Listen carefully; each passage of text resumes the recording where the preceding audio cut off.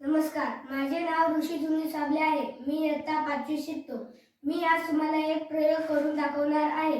त्या प्रयोगासाठी लागणारे साहित्य: पाणी, 2 अंडी, 2 ग्लास, 1 चमचा आणि थोडे मीठ. आपण आता दोन्ही ग्लासांमध्ये अर्धे अर्धे पाणी टाकूया.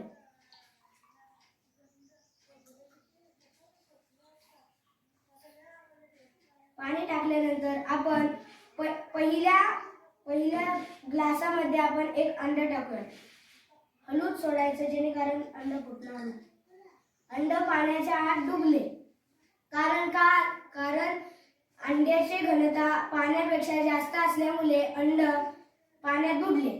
आता या पाण्यात आपण थोडेसे मीठ टाकूया आणि याला आता आपण ढवळूया.